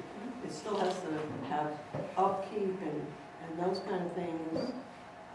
Somebody's got to pay for it. We write all of our own grants and raise all of our own money, and so we did that in the town center for 2.5 years. So we've done it before, and we can do it again. And one other question. Mr. Backrack, I'm curious, and I did some reading, but obviously it's old age, it went somewhere. Are you a spokesperson for the company, or are you a partner of the developing company? I'm one of 2 partners, Okay. and together we've done probably 20 of these buildings. And they've all been successful. And in very diverse communities, from Newton and Waltham to Cohasset to Dedham. And in most communities, town planners, for example, see us as a quiet buffer use between residential and commercial. So instead of getting a noisy commercial operation abutting a residential area, they've seen us as a quiet use. In Newton, for example, our immediate neighbors are residential. Right next to us, right across the street from us, and they supported us because they worried about a much louder, noisier, more traffic commercial use coming in. So that is also, I might add, one of the arguments about why it's not spot zoning, because that's what the courts look to. Is there a reason, a land use reason for this, in this case, a buffer? The only other thing I would add is that we are at the end of a business district abutting a residential district. We only have one residential neighbor. just one residential neighbor, who is a strong supporter of this amendment because he wants a quiet use next to him. This is a person in Wayland, not native? There's a person in Wayland at 197 Commonwealth Road. If you were to face our site immediately to the left, a young man who's put considerable sweat equity, he and his parents, into what was a dilapidated house at 197. And he is a strong supporter, he and his family are strong supporters of this amendment. The only other residential abutters, or we don't have any abutters, the only nearest residential homeowners are separated from us by 5 acres of town-owned conservation land. Those are the folks on French Ave. There's 5 acres of conservation land between us and them, only one residential abutter who's a supporter. And I'll speak because I'm from this community, from around the corner. So this is my neighborhood that he is looking to move into. I shop at Donald's all the time. I think to have something new, fill that empty lot that is supported by abutters, would be a nice revival for our part of town. And to just bring the arts to our side of town would be nice, and bring North Wayland people to our side of town would be nice, would be a unifying thing. And I don't see any, we have somebody who wants to invest in Wayland. It's not gonna cost us anything, and they're giving us a community space for free. I don't see, and they're quiet tenants, they're quiet owners, I don't see any downside in this at all. If I may, I live in Constituent also. Okay. And my kids went through the schools, and I love this side of town. But see, I have a mental picture of Constituent, Yeah. and it doesn't see this beautiful storage facility in that space, not to mention the land's not mine to do with, so, you know, I only have so much say in one vote. But I've been speaking to people across the board, and it's to a large degree, yeah, there are people who live in this town and say, tax revenue, tax revenue. I don't care if you put the Empire State Building there if you could. I'm paying taxes like everybody else, and it's not what I want there. It's not what I see. It has nothing to do who owns it. It doesn't matter if it sits there for a while and I have to pay more taxes because it sits there for a while. We listen to one person who is speaking on behalf of it. There are people who are not in favor of it, but they're not going to get involved. You know, I have people that call me and say, will you tell them? I said, you can talk too. They should talk, and I think that's the important thing. Like, I also live in this area, and I think that one of the big problems is that they leave it to others. I, like you, I'm looking forward to this building and things and riding the bikes with my kids or walking over there and doing like the arts, and I love it. But I know that there's people that's against it. But that's the thing, people, I think as a whole, need to get off their butts and make the uncomfortable thing to come to situations like this. It's not for you just to ask questions, for them also to ask questions, to go vote, to do all that stuff, because that's the only thing that we can do, is show up, talk, vote, and let the majority make the decisions. But if your friends are complaining to you and not acting, then they're leaving you on your own. Like, theirs are not good community members. Wayland, people know that have lived in Wayland, whether it's North Wayland or Constituent, it's the same thing. They have the same one vote at, for our town meeting. And I have people that are on boards, I know friends that, they haven't been to a town meeting and they can't even count how many years. Well, then you talk to them. It's not my You talk to them responsibility. and tell them, Years old to stop convince calling the me. town. Stop calling me and complain and go show your voice. because it's not fair. Yeah, go ahead. Parking, Yes. can you describe the balance between the requirements as have been crafted in the zoning article now and the leeway that the special permit process would allow? What parking could in fact be required and therefore built on the property? You know, I understand we don't know exactly what the Conservation Commission would say, et cetera, but 6 parking spaces has been talked about as the requirement more or less for the self-storage.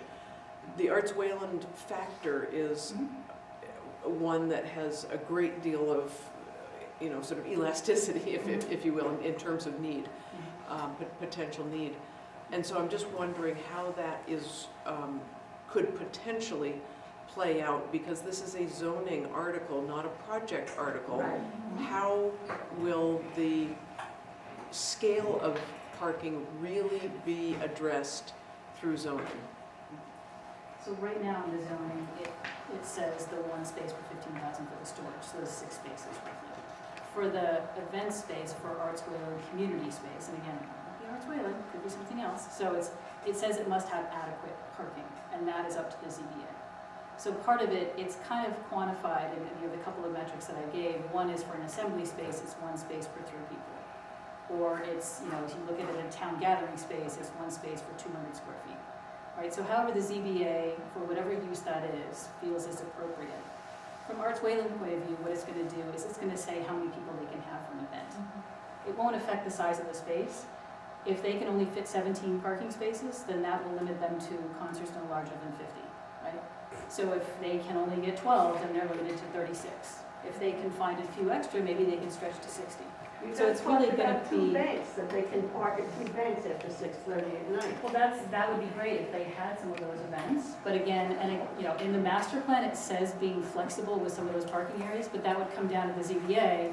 But it might be that, whatever spaces are on site might be written into the zoning. But then if you have an event and you want 80 people, then you go get a permit from the town for those extra people and you demonstrate the parking, right? So you probably do something as a baseline on the site. But then if you could share some of the parking, then it might open up I possibilities. think there's one thought that you're not considering, Yeah. and that's pedestrians and people who walk I know, from all the homes in the area. It's really walkable. It's very walkable. It's really So that's the assumption, unfortunately, we make in town. We got to drive everywhere. Yeah. Not those who live in Contiguous. Yeah. So I think that's something we should consider. Yeah. But I think that's and something that doesn't ZBA answer your Right, well, question. right, I guess part of my questioning, which is obviously not well formulated, and the thought's not clear yet, is that the ZBA is expected to dictate the number of spaces that are quote-unquote adequate Yes. without knowing the necessities of the programming of the space. Because when the project comes through, it's not going to be a programmed project. It's going to be a construction project with vanilla, whatever language you use that I will miscite. So I guess I'm wondering, is that really a workable solution from a legal perspective? Can you leave it up to the ZBA at the pre-construction project stage to determine sufficiency when we don't really know what sufficient is? Well, again, on the Arts Wayland side, it will limit the size of your events, right? So it's kind of how they can use the space. So you would permit the space, almost like a town space, 1 space for 200 square feet, right? And you could get 17 parking spaces. You need 17 for that metric. And then ultimately for Arts Wayland, then if the user is known at the time, or they could say, for assembly, it must follow the 1 per 3 people, which is written in zoning right now. So you could do it for a generic space, and then it could be tailored if they wanted to do more type of thing. If you knew it was Arts Wayland, and you knew you wanted to do 60 people instead of 45, and you could fit 4 more spaces, then you could demonstrate that, and the ZBA can take it into account. But if it is generic, you could just do it as a generic town space and it's 1 per 200 square feet. Right, I mean, it has to be generic, doesn't it? It depends on when, this is the whole thing. So, you know, we said before, like, wouldn't it be nice to have Arts Wayland designated before we go to town meeting? Not gonna And then Michael McCall's like, well, I don't have a space to be able to designate, and I can't, you know, it's like chicken and egg, right? So the question is, when it goes through the permitting process, can something happen so that it is designated at that point in time? And either it is or it isn't, and that's how it would be permitted. But the standards are pretty similar based on assembly spaces of what you guys are talking about and a town space. So they're not worlds apart, so it would just get permitted just as a baseline town space. There's 1 space per 200. RFPs, you can't just do that. You can't just No, that's what I'm designate. saying, it may not be in place It's for not may not, it cannot. for the permitting, which is fine, because then Arts Wayland would come in and have to live under that approval, which they can do under the numbers as they appear right now. So you would do the best that you can at that point in time for the information you have. Just like if, you know, ultimately if you had an issue at town center, right? Yes. That space existed, and so they would have to comply with what happens for the zoning for that space and the approvals for that space. They can't suddenly just do something different, so they would have to live amongst it or talk with ZBA to tailor it if they needed something different, but my guess is they probably won't need something much different. Well, I don't know, I'm remembering, Bill, if you recall the conversations about the Council on Aging's community center parking, that 100 was, you know, an absolute minimum necessity for the programming of that space. It seems as if Arts Wayland is drawing programming of, you know, significant scale, and the feasibility of, you know, obviously, there's not going to be 100 spaces at this particular location, and relying on banks and so on, you know, I don't know. I'm keep trying to draw this back to the zoning article itself, and are we writing ourselves into a problematic corner that will really constrict things beyond Well, it's feasibility. adequacy based on the usage, right? So again, like what's in the zoning right now for assembly spaces and town spaces comes to almost exactly the same number if you guys have 50-person events, right? So ultimately, you know, the senior center, you have 100 Wait, spaces. so, sorry, back So- up, if you have a 50-person event, how many? 200 spaces? So No, 200 people. 200 people, Yeah. exactly. So I it's mean, they have dictated by the 50. number of people at the event. Right, right. Well, it's, you know, I understand and agree with your concern. I think that they will have to do a formula, as is being discussed tonight, and actually get it hardened like we did for you in the planning board. Right, We created an actual list of activities and yeah, maximum pack of the building, and then determine parking from that. right, and that was built into the site design, and basically what you're trying to do here is build into the zoning, the site design. Yeah. And so my concern is with lots of thought behind it, the loosey-goosey nature of, well, we'll let ZBA determine it, well, we'll just assume it's gonna work out fine, well, whatever works out, we'll just have to live with. To me, that's not good enough for municipal zoning. And so I'm concerned that more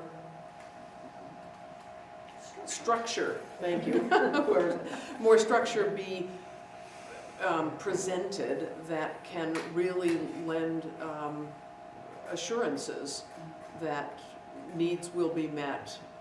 You know, safety needs, practical needs.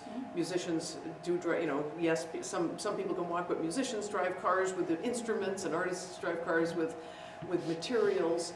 And if it ends up being a highly constrained site, because maybe that's just what the ZBA wants to do, you know, through a special permit. If it's not a protected, if the notion of parking and access are not protected through the zoning, it's not guaranteed, and success then is questionable. Those uses right now are written into the zoning for assembly spaces and town spaces. There are specific rules in the zoning for those. In the zoning right now, it's defined for assembly spaces, which is a public gathering place, right? And it's defined for town spaces. Those are defined right now. That is what the ZBA will be looking at when they try to decide, and you give a list of what you want to have for events and the number of people. That structure's already there. We didn't need to write it in the zoning. It's already defined. But it leaves it up to I feel like I'm ZBA. reading, I read the wrong thing. What's There's that? like something like 3 spaces per something, and that for a 95,000 square foot area, you're talking about 7 parking spaces. So it's like, what you're talking about, and besides which, We're talking about Arts Wayland, that piece of it. The storage is Right. pretty easy to well, figure the out. total thing, you base it on the total square footage, actually, and it is not going to be a lot of spaces. I think 15 is a pipe dream, but that, that's just one person. What I'd like to understand is ZBA and all of that is many miles down the road. I mean, you're talking about trying to get through a town meeting with a population that's gonna come. None of these specifics are in there about anything. I mean, the fact that people think being a pedestrian and being able to take your family is really neat. And I think to myself, if I was the parent of 2 kids and I wanted to cross the street, and I don't know what Route 30 you drive, it's an alternative now to getting on the Pike, to taking Route 9 is so impossible that people use Route 30. So, I've done it different times a day, and it's,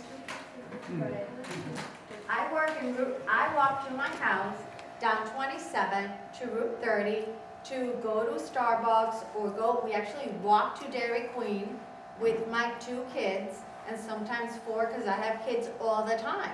They are like lights, they are like crossing lights, so you can stop and it's like super safe. So I don't know. Like that argument. They're over there. The camera to him. No. I no camera for me. Is it Peter? Sorry, what was your name? George. George. Sorry, George. So question, given the structure that you're planning, let's say we put nothing in this space that has been hotly debated over the last 15, 20 minutes. What is the operating cost impact that would fall back on the town? Let's say we just leave it empty with the lights off. Does it cost us as the town to have nothing in that space at all? You're talking about the Arts Wayland space? The Arts Wayland space? You're suggesting we build a building but exclude Arts Wayland? They'll say it was What I'm trying to understand is we have a lot of contention around Arts Wayland, and I'm trying to just back that out and understand, all right, let's say we built the building how you imagine it to be, but for whatever reason we can't get our stuff together to appropriately designate the space. What is the impact? What's the worst case to the town of Wayland? Right, like, are we paying you rent for that space at all? Are we gonna have to pay utilities? No? Okay, so it's a net zero, right? Yes, essentially, Yeah. we're going to condominiumize the building. So Yeah. there will be this 3,500 square feet, which is larger than my house. And that will be condominiumized and not ours. It'll go to the town. Okay. So So if we can't work out what to put in there, that's just up to us and it doesn't cost us. So let me mention that when we originally talked about Arts Wayland, we were also looking at the idea of a community or neighborhood meeting room. Yeah. Because frankly, in one of my early visits here, and I've been walking the streets for better than a year and a half, I couldn't find a place to meet with neighbors. You know, I went to the banks. Banks usually have a little community room that you can go into for 2 or 3 people to meet. Einstein's didn't have any tables up for the longest time. I couldn't figure out where I was going to go. So we thought this could be a good constituent neighborhood room, and I still think it can be. And I've talked to folks at Arts Wayland, and the reality is if somebody wants to have a birthday party for their 5-year-old or for their 75-year-old, they can check with Arts Wayland or whoever gets that space and schedule the gathering. for a certain amount of money. Pardon me? For a certain amount of. I'm not gonna control the space, that'll be the town. That was my question, was just trying to clarify, like, what actually happens if we can't work out what we want to do with the space? Are we beholden to certain costs? Or can it just sit there and doesn't cost us anything? And nobody benefits. And nobody benefits from it, but at least there's There's no downside. no downside. There's no right? downside to what we're talking about here at all. We can lease it out maybe, right? Or sell it. Or find some other, So yeah. the space is actually, if you look in the warrant, is listed as a community space. It's listed as a community space. Gotcha. So the proposal is, and the thoughts of the proponents are that they're hoping that if the town were to accept the community space, like Bill said, we, the select board, have not discussed it, so there is no strategy. Yeah. When you read the article write-up, it's listed as a 3,500 square feet to be given to the town, made available to the town for community space. Yeah. The decision will be to accept it, to not accept it, Right. what uses it is. You've heard RFPs, it's a lot of conversation. I was just trying to clarify Yeah. if there was any downside to Right, accepting. there are some questions about what if there would be cost, as he said, it's gonna be Mr. Backrack says, that it's gonna be condominiumized, I'm tired, sorry, and so there might be some cost to the town, we don't know. We won't know until we do the MOU, if we decide to accept it, but again, the board has not had a conversation. This is just what's in the warrant, that it Yep. says it's going to be a community space. Yep. There, if the zoning passes, and then the project gets legs. And I'm we're still willing- alive. and you didn't get killed off by the dog or whatever it was earlier, then they would offer the town this Yeah. community space, at which time the town would then evaluate it. I'm sure Mr. McCall would have plenty of thoughts and comments and suggestions, and the board will evaluate it and go from there. The town council will tell us how to handle it and all that stuff. As we all know, the largest expense for any municipality around here is going to be the tax bill. And this is a property that's owned by the town, so there would be no tax bill anyways, right? The condominium is owned by the town. Assuming it's a condo.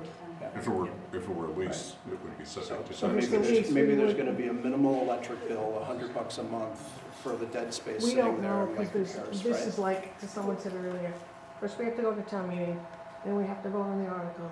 If Yep. it passes, then it has to be submitted, the zoning has to be accepted by the state, and then they put the project through, keep going, and eventually we would find out what the MOU would be if we were doing that community space.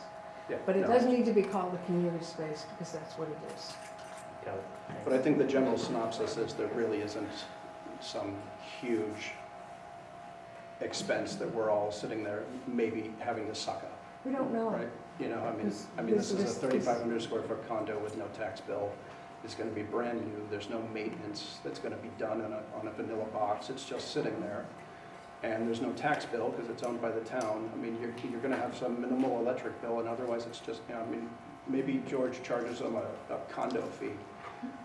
Are any of Right. those details of condoization and ownership actually written into the zoning? Can't write into the zoning, you can't dictate ownership. Just zoning.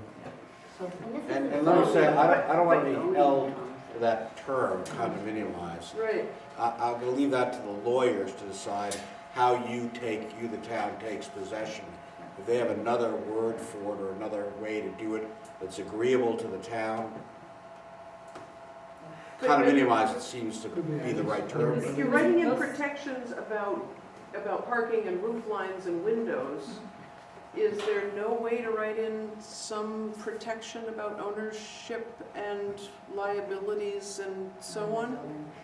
Zoning, that would all come as part of the whole special permit process and the MOU at the time.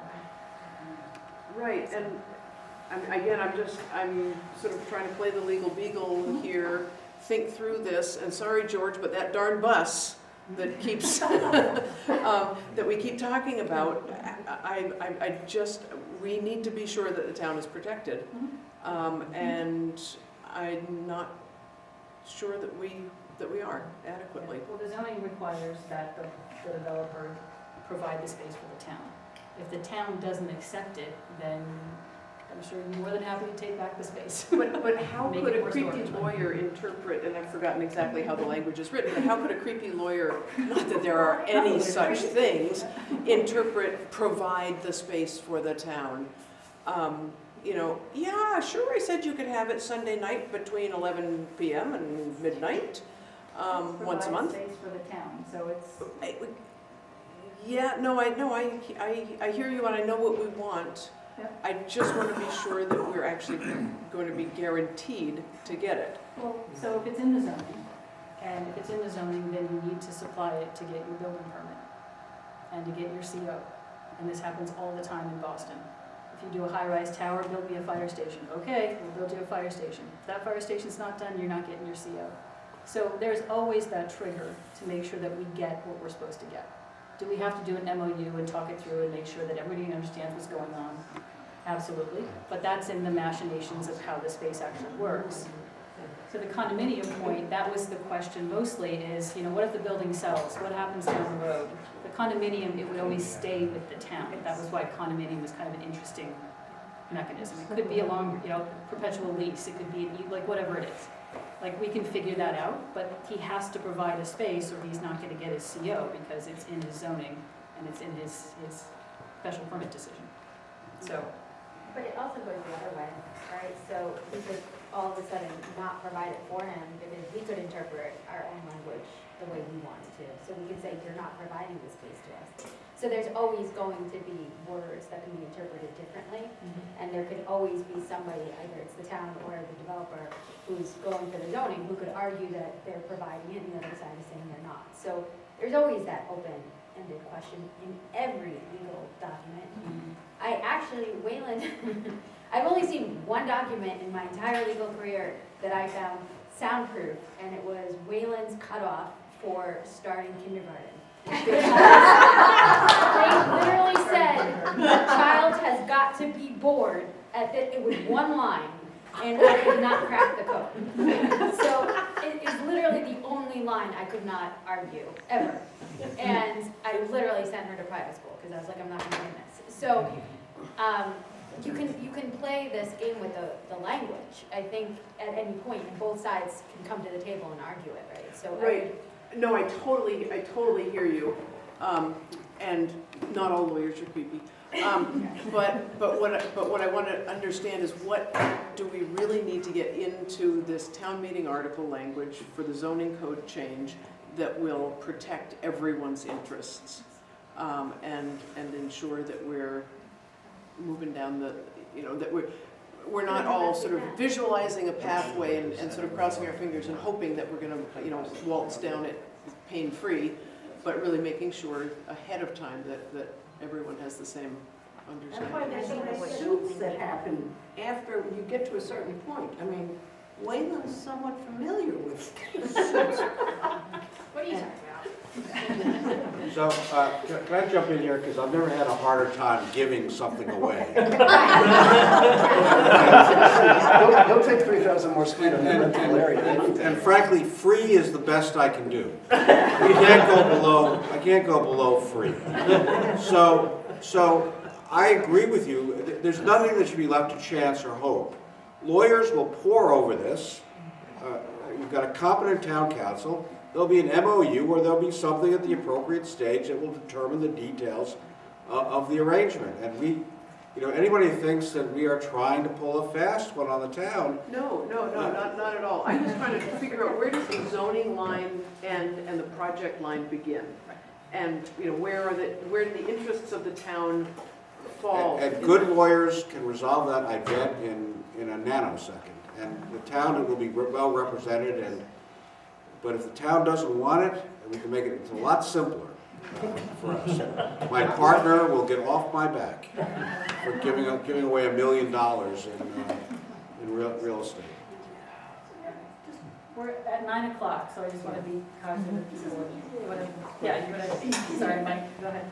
Did you actually look and think about whether you could put a child care facility or a senior day care facility there? Was that one of the things on the list? In terms of zoning? In terms of, you said, what would the community want, and would it fit? Yes. That would be water Septic. Oh, Septic. Yes. A lot of water. Well, you said you're only gonna have 3 bathrooms, right? You don't need Right. like a zillion for childcare, and you don't need it for adult daycare either. But is there anybody Yes, who wants to major. ask them to As soon as you have a kid. There is a need to have people, Oh, if you've got seniors who need to be looked after during the day. I mean, no one's come up and said they were gonna buy it and do it, but that doesn't mean it couldn't be there. And it would be much more, RFP, for sure, dude, for you know, sure. and I would say in We're all terms gonna get old. I think we can all, it's. Speak for yourself. But he's here to talk about it. Go ahead, Mike. of, well, you have all the answers. In the life of any big building, things happen over time. You'll need a new septic system, or maybe you have to buy an expensive tight tank system to begin with. Maybe the pumping bills are high, the roof needs to be repaired, the building needs to be painted. If it's a condominium, as you're describing, will the town be expected to pay its share of those common fees that would be a condominium fee in a real condominium arrangement? My expectation is the answer is no, but I think that's a good question for 2 lawyers to discuss. The answer might be rather a 99-year lease, which is often used as a substitute for, you know, a condo or something else. But I've spent 40 years avoiding the practice of law, and I would leave it to people that are more competent than I am to work out those legalisms. Well, the town deserves to understand the nature of what it is that it's buying into. And if a question like that can't be answered in the zoning, how can the town vote? I guess It's not a is my zoning question. issue. So it comes in steps, that would be the next step as we talk about the project.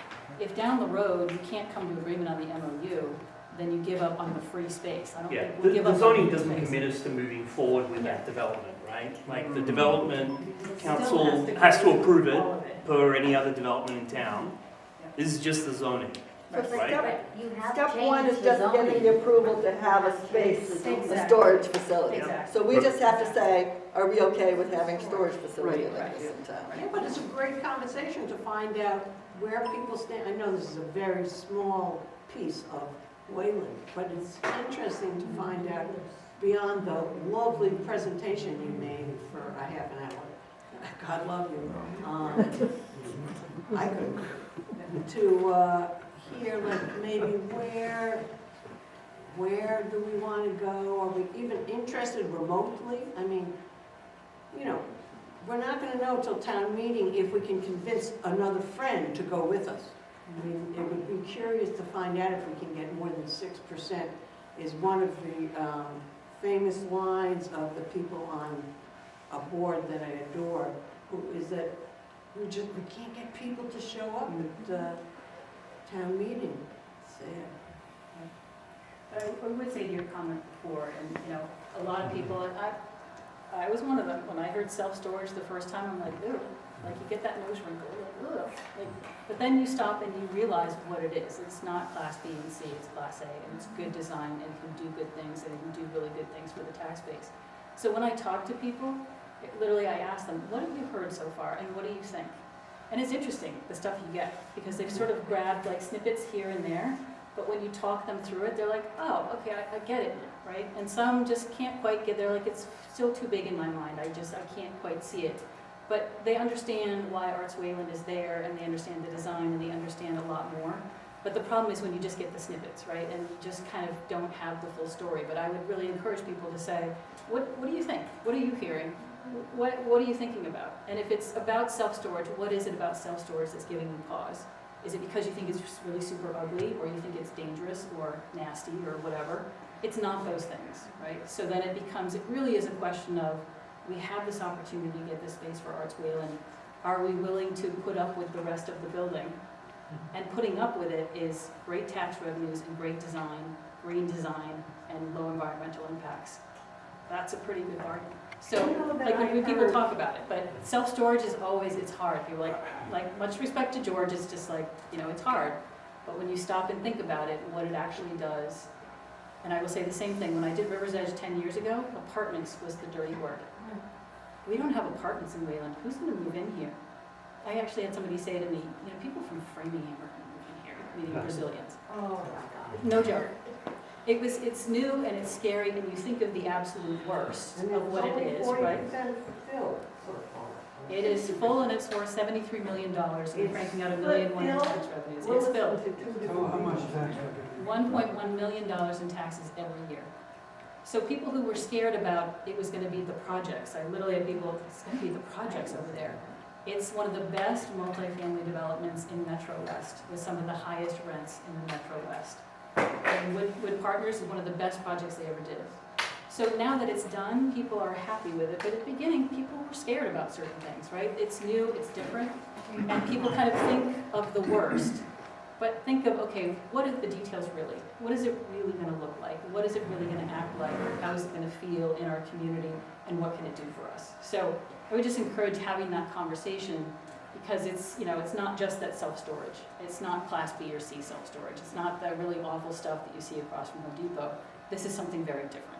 So I would just encourage, it's always interesting to hear people and what they're thinking about and what they've heard, and just kind of mining that a little bit and asking those questions. So I would encourage everybody to do that. Great.